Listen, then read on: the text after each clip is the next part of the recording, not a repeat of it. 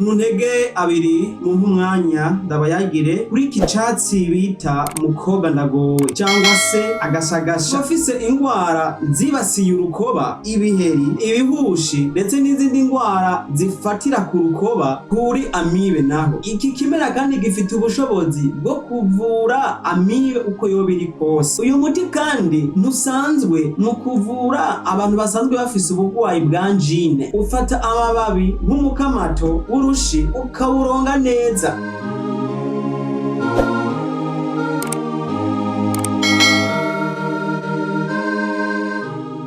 Ubuntu n'amahoro biva ku Mana Data wa twese n'umwana wayo Yesu Kristo bikomeze gushibamira imitima yacu. Hasingizwe Imana umuremyi, hasingizwe Imana nyenurukundo, hasingizwe Imana yaremye ijuru n'isi, ibiyaga, inzuzi n'amasoko y'amazi. Hasingizwe iyo Mana nyene yaturemeye ibiti, ibimera, ivyamwa kugira ngo bize bidufasha mu buzima bwacu. Reka nongere rero ndabaramutse kuko muri inshuti z'akadasohoka mwebwe mwese mudahengeshanya kudukurikirana. Reka kandi nongere ntashe iteriteka ubiritezo asanzwe aba mu gihugu ca Canada. Reka nongere ntashe kandi namwebwe mwese mudukurikirana kandi mukagira ico muvuze kubyigwa tuba twatanze. Ubuntu buva ku Mwami Imana bukomeze kwa mu mitima yanyu bugwiriye nk'uko bisanzwe. Muri kumwe n'umujanama w'ubuzima naturopathe Kimwe, kandi ni muri bwa bumwe, ni muri bwa rukundo kuko twabasezeraniye kuri iyi channel yacu New Havila TV kuruza tubamenyesha ibijanye n'ivy'intungamagara. Uyu munsi tubazaniye igitegwa cyangwa se icatsi c'igitangaza, icatsi kirimwo ubushobozi Imana yasize muri ico catsi, kuko ijambo ry'Imana rimbwira ngo buri babi, buri shugwe, buri giti cyose canditseko urukundo rw'Imana. Muntege abiri mumpe umwanya ndabayagire kuri iki catsi bita mukobwa ndagowe cyangwa se agasagasha. Irindi zina ni uruje none mu rurimi rw'abaturanyi abavukanyi bacu bo mu gihugu kibanyi cy'u Rwanda. Iki catsi rero gifatwa nka capitaine w'ibindi bimera byose mu miti kama Imana yaduhaye, kubera ukurandurana nimizi indwara nyinshi ziri mu mibiri y'abantu. Niwabona iki kimera mwibarabara, mu murima iwawe, imuhira cyangwa ahantu hose uzoba uri kuraca, uzibuke gushimira Imana kuko uzoba uriko wakira ugukira kubera urukundo rw'Imana ruri muri iki catsi. Udafise ibinini nka quardeme, paracetamol, albendazole, ariko ukaba ufise iki kimera hafi yawe, aka katsi ka mukobwa ndagowe, uzoca umenya utagowe ahubwo uhiriwe kuko ari umuti w'Imana.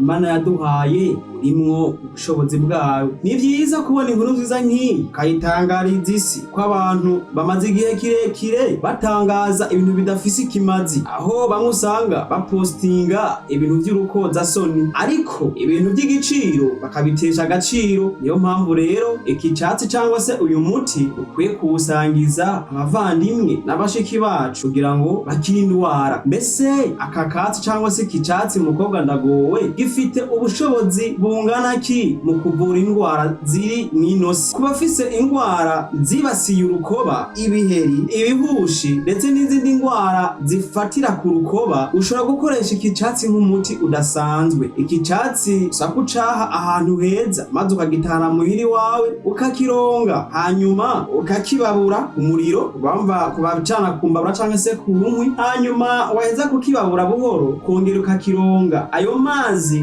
ukanye muri uwo muti niyo afise ubushobozi bwo koza no guhanagura abantu bafise indwara zibasiye ku rukoba, izo twamaze kuvuga nk'ibihushi cyangwa se nk'uduherehere twibasira urukoba.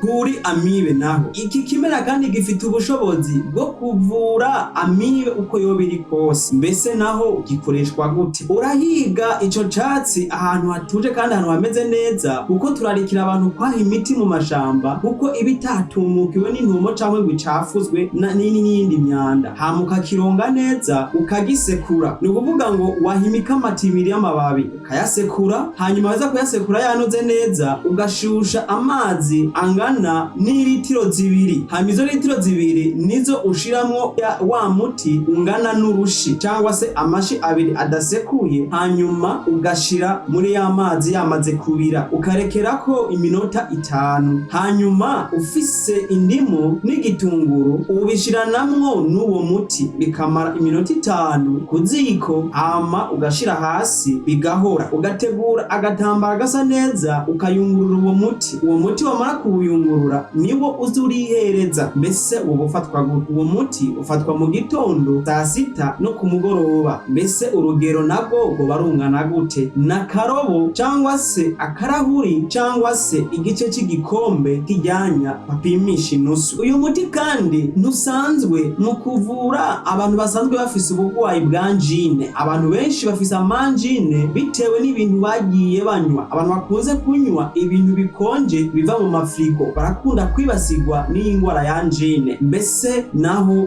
worukoresha gute ururuje none cyangwa se akagashagasha? Ufata amababi nk'umukamato w'urushi ukawuronga neza, hanyuma ugakanya cyangwa se ugasekura, hanyuma uwo muti ufatwa akarobo nyene cyangwa se igice cy'akarobo mu gihe wowe ugiye kuryama. Uwo muti rero ufatwa ugiye kuryama uko bukeye nuko bwije gushika ugenje gute gushika ukize. Urumva rero ko Imana idukunda, yemeye kuduha umwana wayo kugira ngo aducungure. Ntabwo ari kureka kuduha ngo ibimera mu gihe abantu tugwaye indwara dukoreshe kugira ngo tubashe gukira. Rero nkuko twabibemereye, muzoduha umwanya n'amahirwe yo gukurikirana iyi TV yacu, muzohamenyera byinshi mutari munzi. Uko abarundi baraciye umugani ngo utazi umuti agenza gute, namwe muri abarundi muca muvyumva. Rero twabateguriye ibyigisho byinshi bikomeye kuri iyi TV yacu. Tuzobamenyesha indwara, ukungene twozirinda, ukungene zovugwa, n'ukungene kandi zoturegwa igisubizo. Tuziga kandi n'ibijanye n'ingaburo ariyo bita nutrition,